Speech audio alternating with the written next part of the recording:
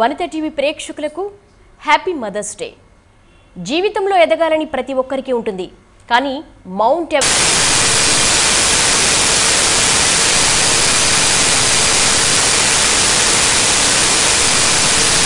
వారి సంకల్పానికి సవాల్ విసిరినా వాటన్నిటిని అధిగమించింది, ఆత్మవిశ్వాసంతో ముందడుగు వేసింది, భారత కీర్తి పతాకాన్ని ఎవరెస్ట్ అంచుల మీద రెపరెపలాడించింది. ఆ తెగువకు మగువ రూపమే తెలుగు తేజం నీలిమా పూదోట. మరి ప్రస్తుతం ఈ మదర్స్ డే సందర్భంగా ఈ సాహస మహిళ వెనుక ఉన్నటువంటి ప్రోత్సాహం ఎటువంటిది, ఆ సాహస మహిళను కన్నటువంటి మాతృమూర్తి యొక్క మరి ప్రోత్సాహం, ఆమెను ఈ విధంగా తీర్చిదిద్దడానికి దారితీసిన పరిస్థితులన్నీ కూడా వనిత టీవీతో మనం పంచుకుందాం.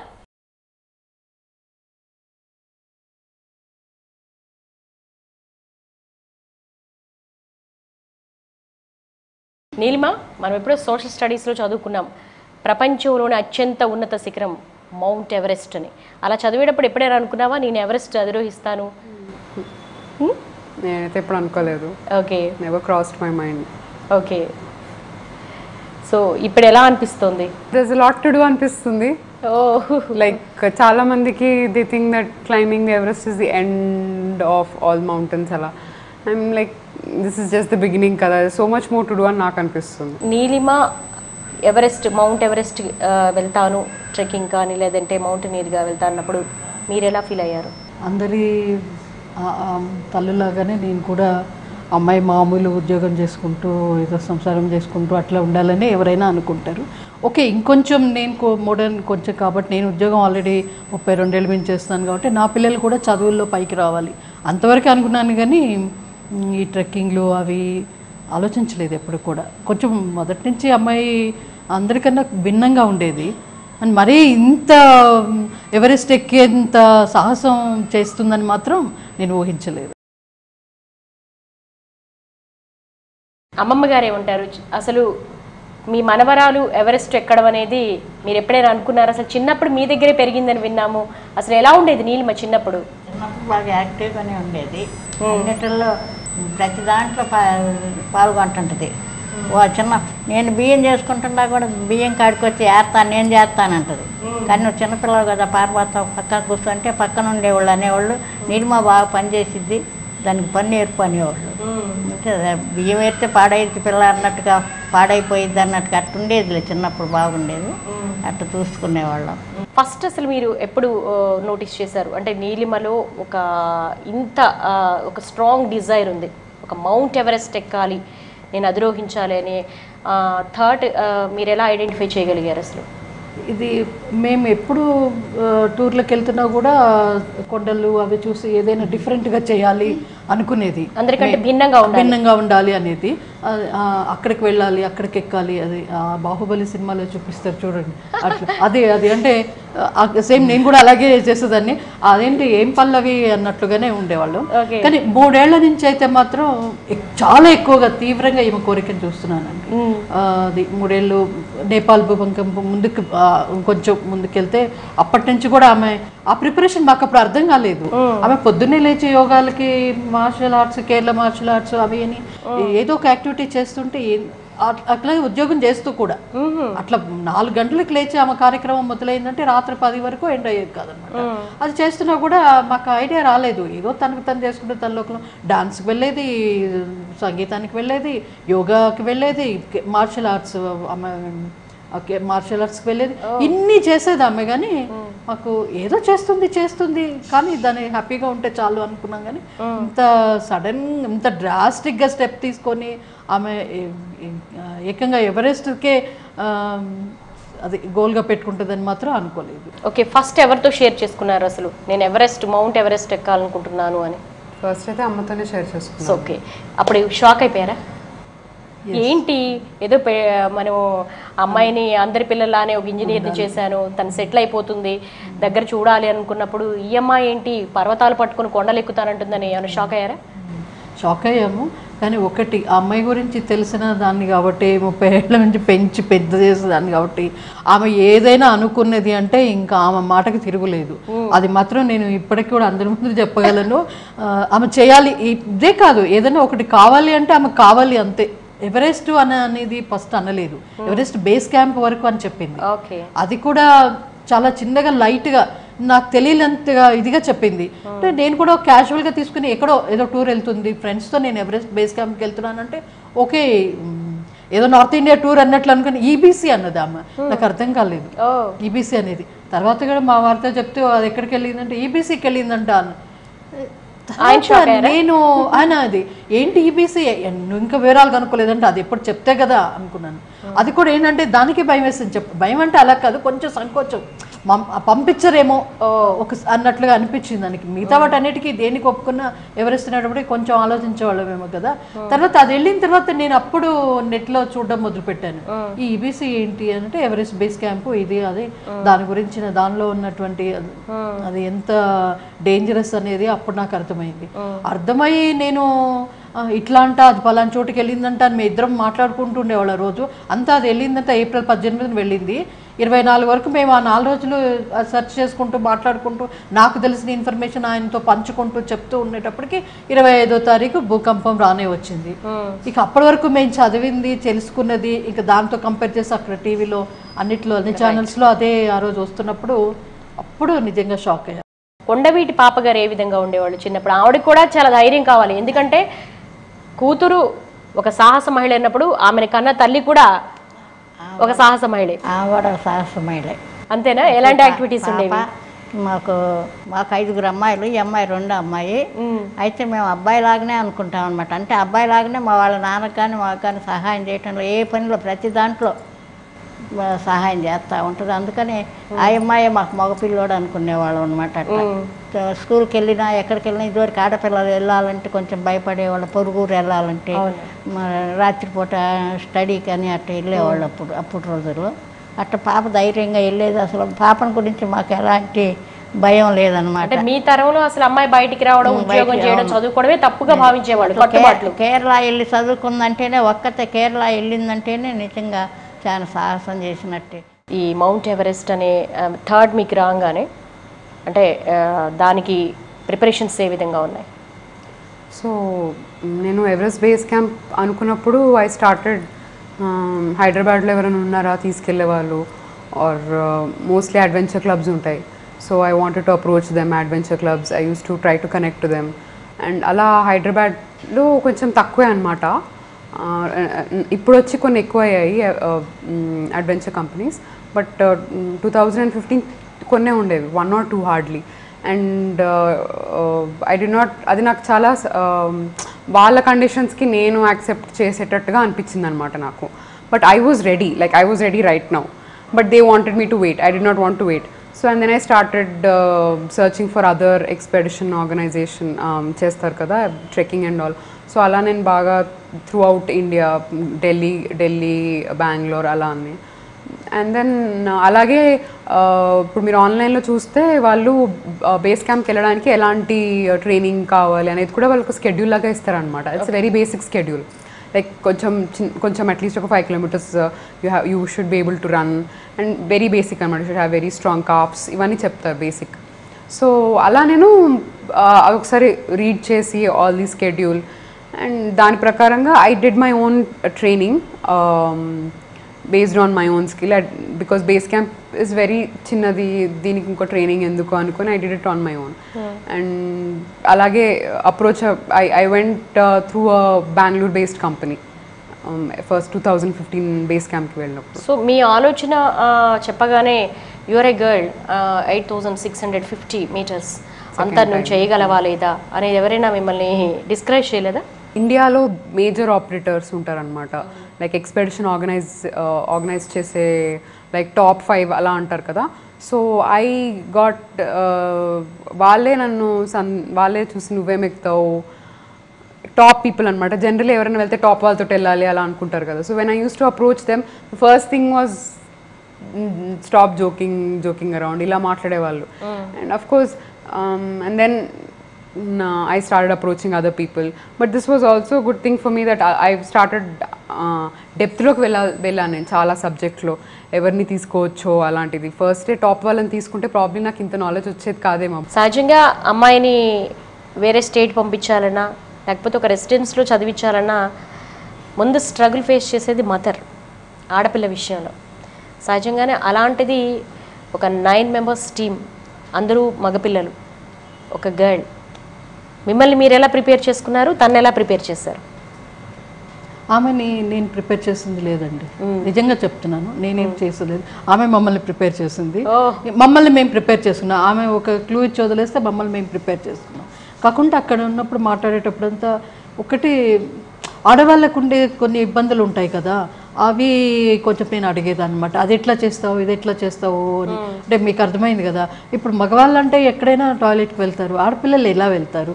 అందులో ఆ టెంపరేచర్కి సరిపడా చల్లదనాన్ని తట్టుకోవడానికి ఇంత బట్టలు వేసుకుంటారు కదా, వాటన్నిటిని తీసి ఎలా వెళ్తారు, ఎక్కడ వెళ్తారు, అలాంటి కొన్ని ఎవరైనా ఆలోచిస్తారో లేదో తెలియదు కానీ మరి ఇదే కదా మనం ఆలోచించేది.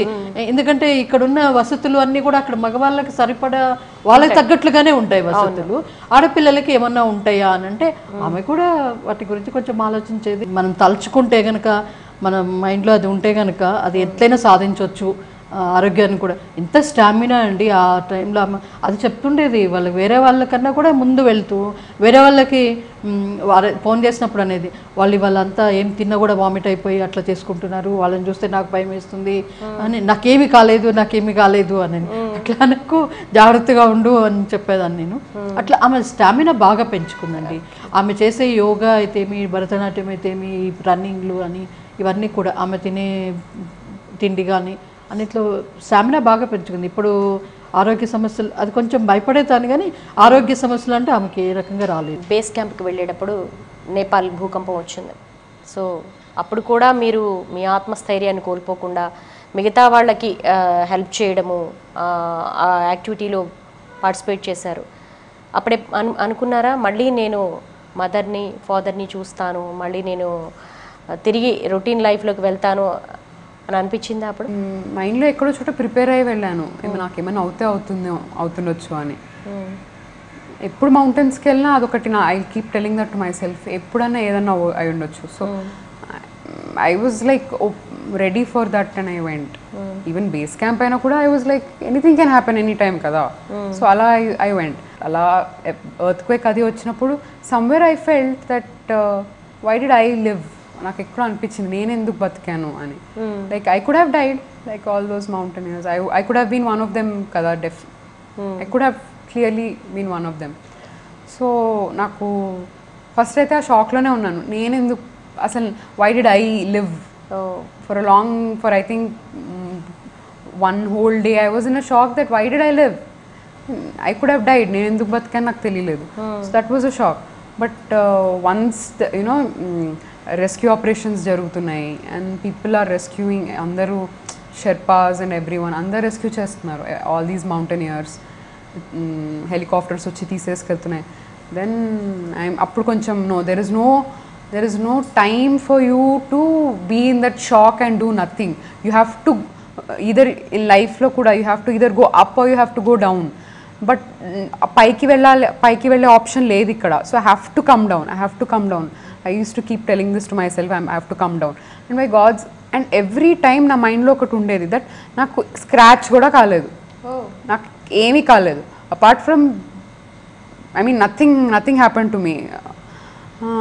And all these people were coming with their limbs, no rescue operations and all. doctors kuda base camp lo doctors e chaniparu, so inkevaru chustaru అలాంటి పరిస్థితి అన్నమాట.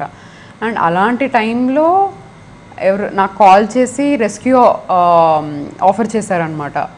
Like we will rescue you, high altitude mountain helicopters ఉంటాయి అన్నమాట.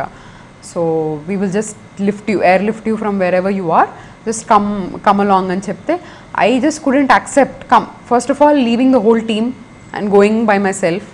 It is very selfish to do that. That was definitely out of question. I cannot do that. But there were other mountaineers or other people, trekkers who really needed help. So నేను ఎంత convince చేస్తున్నా they were not ready to listen anamata. So I told them openly, sare meer pampiste pampichanడి, I am going that helicopter lo, there are many people who really need a helicopter, one of those people will go into it, I am not going to get into it. It was all very natural. Actually మీరు 9 members team మొత్తం, అందరిలో మీరు ఒక్కరే girl. So gender difference ఏమైనా కనిపించిందా? వాళ్ళు ఏమైనా discourage చేయడం, ఎందుకమ్మా నువ్వు ఈ కొండలు గుట్టలు ఇంట్లో కూర్చోక అలా ఏమైనా అన్నారా? అలా ఎప్పుడు అంటే ఎందుకు అనే ఎప్పుడు డిస్కరేజింగ్గా మాట్లాడలేదు. కాకపోతే కన్సర్న్ ఉండేది అనమాట. ఒకళ్ళు ఇద్దరికి చాలా కన్సర్న్ ఉండేది. లైక్ అమ్మాయిని కదా నీలిమా, నీకు I you all right, everyday కొంతమంది I made very good friends. So I think one thing is it's a blessing. నేను ఇంటర్నేషనల్ టీంలో ఉన్నాను. So people from other countries, వాళ్ళ కంట్రీలో women are more advanced. And they know somewhere that India is not so much advanced in mountaineering field. So ekkado నాకు చాలా concern గా అడిగే వాళ్ళు అనమాట. Are you all right, or do you want something, is your health all right, medicines అలా. And మనం అలా పర్సనల్గా అలా మాట్లాడుకుంటే కాన్వర్జేషన్స్లో I realise that they also have children. వాళ్ళు కూడా especially my Italian friend and all, and another Polish climber, they had daughters అనమాట. అండ్ నేను వాళ్ళని అడిగేదాన్ని, యూనో మీరు ఇంత బాగా నన్ను చూసుకుంటున్నారు, you very concerned because I'm a girl and all. And ఎక్కువ చూడ కొంచెం ప్యాంపరింగ్ ఉండేదన్నమాట. అంటే క్లైంబింగ్ అప్పుడు కాదు, వెన్ యూఆర్ ఇన్ రెస్ట్ తిను అలా మాట్లాడేవాళ్ళు బాగా. సో నేను అడిగేదాన్ని వాళ్ళని, మీరు మీ కూతుర్ని ఎప్పుడన్నా పంపించగలిగితే when they want to climb, would you want to send them అని అడిగేదాన్ని. రోల్ మోడల్ ఎవరు? రోల్ మోడల్ అని కాకుండా గైడెన్స్, గైడింగ్ పాయింట్ ఆఫ్ వ్యూలో I had a lot of people who guided me. And first one was of course my mother. And నేను చిన్నగా ఉన్నప్పుడు కానీ I looked up to my mother and నేను I should be strong or I should not do this అని కూడా మా అమ్మ దగ్గర నుంచి నేర్చుకున్నాను. What I should do, what I should not do అనేది. అంటే ఇది చేస్తే సఫర్ అవుతామని కూడా తెలుసు, ఇది చేస్తే wow you know you'll gain a lot of respect. I used to take pride in my mother. She is a journalist. ఆడ articles Indian Express or national news పేపర్స్లో వస్తే I used to take pride and I learn writing from her. అంటే ఎవరన్నా అంటారు కదా అమ్మ అంటే మాటలు నేర్పిస్తుంది అని, but she taught me how to write, which is very difficult. అందరు నేర్పించలేరు దాన్ని. So that she my first అలా రోల్ మోడల్ అలా అనుకోవచ్చు. మీరే ఒక న్యూస్ జర్నలిస్ట్, మీరే ఎన్నో ఆర్టికల్స్ రాస్తూ ఉంటారు, కానీ మీ పాపదే అన్ని పేపర్స్లో వచ్చినప్పుడు మీ ఫీలింగ్? నేను రాయకూడదు కాబట్టి రాయలేదు, రాస్తే బాగుండదు నాకు నేను చెప్పినట్లు అని. బట్ చాలా బాగా కవరేజ్ ఇచ్చారండి. నేను ఉన్నా కూడా ఆ పరిస్థితిలో అలాగే రాసేదన్నా, ఇంకొంచెం తక్కువే రాసేదన్నా అన్నట్లుగా కవరేజ్ వచ్చింది. ఎస్పెషలీ అన్ని ఛానల్స్లో కూడా, అది పేపర్స్లో కానీ ఛానల్, ప్రింట్ మీడియా ఎస్పెషలీ చాలా బాగా కవర్ చేశారు. ఛానల్స్ అంటే అలా వస్తుంది అలా పోతుంది, మనం ఎక్కువ చేయలేము. ప్రింట్ మీడియా అన్నీ దాచిపెట్టుకున్నాం కదా, ఇప్పటికి కూడా చాలా బాగా కవరేజ్ వచ్చింది. తర్వాత ఈమెకి రైటింగ్ నా దగ్గర నుంచి వచ్చేదేమని సాహసం నాకు అనిపిస్తుంది. ఎక్కడో ఏ మూలనో ఫాదర్ జీన్స్ అండి, ఆయన ఎక్స్ సర్వీస్ మ్యాన్. ఇంకా మొండి, ఎవరు చెప్పినా నేను చేయాలి అనుకున్న పని చేయాలి అనేది మాత్రం అక్కడి నుంచి వచ్చిందండి. సో చిన్నప్పుడు వాళ్ళిద్దరికి క్లాష్ వస్తే మాత్రం నేను సఫర్ అయ్యేదాన్ని. ఇద్దరు బాగున్నంతసేపు పర్వాలేదు, అయితే ఇద్దరికి క్లాష్ వస్తే మాత్రం ఎవరిని సమర్థించాలో నాకు అర్థమయ్యేది కాదు. ఇద్దరు మంకు పట్టేవాళ్ళు అనమాట. అలా ఉండేది. ఎందుకో అదే మా ఇళ్ళలో వాళ్ళైతే ఈమెని నిన్నెట్లా మా అమ్మ వాళ్ళు ఒక అబ్బాయిలాగా అట్లా అనుకొని ఇంట్లో అలా చేర్చేవాళ్ళు. ఈ అమ్మాయిని కూడా అలాగే నీలకంఠేశ్వరరావు అని పిలిచేవాళ్ళు. మామూలుగా చాలా కాలం ఆ పేరు మేము మాకు జోవియల్గా అనుకునేవాళ్ళం. అమ్మాయి నీలిమ ఎవరైనా మూవీ డైరెక్టర్స్ అప్రోచ్ అయ్యారా? ఓకే, ఏమైనా ఉన్నాయా అలాంటి ఫ్యూచర్ ప్లాన్స్? అంటే అయ్యారు. Few movie directors have asked me to act in their movie. But one thing is I'm waiting for my book to come out first. Okay. So I'm waiting for that book, and then probably if someone wants to adapt that book into a movie or make modifications as per. Okay. So movie I'm చిన్నప్పటి నుంచి కూడా నేను books చదివి అలా పెరిగిందాను అనమాట. Not in to lot of movies and all ఎక్కువ కాదు, ఎక్కువ కూడా సాహిత్యము అలా లిటరేచర్ ఆర్ట్స్ పరంగా అలా పెరిగిందాన్ని. So I value books a lot, and for some reasons books have lost their at this present point of time. Their value తగ్గిపోయింది. So if someone can read my book first, అది ముందే movie వచ్చేస్తే ఎవరు చదువుతారు అని అంటారు కదా. Okay, ఫైనల్గా మీరు ఏమిస్తారు యూత్కి మెసేజ్? మీరు ఇందాక అడిగారు కదా రోల్ మోడల్స్ అని. సో జనరల్గా ఏం చేస్తారంటే ఒక ఒక ఒక వాళ్ళదంటూ ఒక సొంత థాట్ అనేది ఉండదండి. ఆల్రెడీ ఒక పాత్ అనేది ఉంటుంది, ఆ పాత్లో ఒక రోల్ మోడల్ అనేది ఉంటారు, ఆ పాత్ ఫాలో అవుదామని ట్రై చేస్తూ ఉంటారు చాలా. But you have to create your own path. కొంచెం creative whatever it is, however it is, you have to try to be something of your own. అప్పుడే కదా కొత్తవి new options, new avenues will open up. If ఒక 100 మంది ఇవాళ engineer అయ్యారు కదా అని 100 మంది అలాగే ఇంజనీర్ అవుతున్నారు, అలాగే ఐఏఎస్ ఐపీఎస్, మీన్ అంత మొనాటనస్గా ఆర్ అంత మెకానికల్గా కాకుండా వాట్ ఎవర్ మీకు ఏది నచ్చిందో అది చేయండి. ఆపర్చునిటీస్ వాటికి వస్తాయి. అంతేకాని ఎండ్ రిజల్ట్ నేను ఇంజనీర్ అవ్వాలి అని చెప్పి చిన్నప్పటి నుంచి అలా చదివి అదే యాంగిల్లో వెళ్తూ that is one thing that I've noticed a major difference. If that can come back, if everyone అంటే ప్రతి ఒక్క field avenues are there, definitely they are there, so you have to pursue whatever you want to do. Everest reach అయిపోయినప్పుడు మీ target, మీ goal, అక్కడి నుంచి view ఎలా అనిపించింది? That point యాక్చువల్గా ఆ రోజు May 21st, 2016 బుద్ధ పౌర్ణిమ రోజు. So it was like on one side it was full very bright moon అనమాట. ద మూన్ ఎలా అంటే ఒక స్టేడియంలో ఫ్లడ్ లైట్, రాత్రిపూట ఫ్లడ్ లైట్ ఆన్ చేస్తే ఎలా ఉంది అంత బ్రైట్గా there was this moon. And ఆ మూన్ షాడో అంతా మౌంటైన్స్ పైన పడుతూ it was a bluish shadow వస్తుంది అనమాట. అంటే డీప్ బ్లూ నుంచి అలా shades of blue were coming in all the mountains. And then అప్పుడే జస్ట్ అదే టైంకి there was the sunrise. Then the shades of yellow, orange and all that. And ఈ రెండు opposite sides. And then the whole globe was like this. So that was a like something you can never forget ever in your life. Okay, mother's డేకి అమ్మకి ఎప్పుడైనా gift ఇచ్చారా? Greeting cards, write something. Writing was there. Used to write poetry for my mom. Mother's day సందర్భంగా as a మదర్గా మీరు మా వనిత TV ప్రేక్షకులకి పిల్లల్ని వాళ్ళ ఆశయాలకు అనుగుణంగా ఉండనివ్వండి. మనం వాళ్ళ సంతోషానికి అడ్డు రావద్దు. ఎందుకంటే ఒక తరం నుంచి ఇంకో తరంకి మారేటప్పుడు మనకన్నా వాళ్ళకే ఎక్కువ తెలుసు. వెనకటి తరం అది వెనకటి మాట, మనకే ఎక్కువ తెలుసు వాళ్ళకి తెలియదు అని. ఇప్పుడు వాళ్ళకే ఎక్కువ తెలుసు, మనకే తెలియదు. వాళ్ళు ప్రపంచాన్ని ఎక్కువ చూస్తున్నారు, ఎక్కువ ప్రపంచానికి ఎక్స్పోజ్ అయ్యారు అనేది గుర్తించి వాళ్ళని ఎంకరేజ్ చేస్తే బాగుంటుంది. మీకు వనిత టీవీ తరపున happy mother's day and thank you so much and I wish you good luck. ఇంకా మరిన్ని విజయాలు సాధించాలి. అలాగే మీకు కూడా రమ్మా, happy mother's day. Happy mother's day.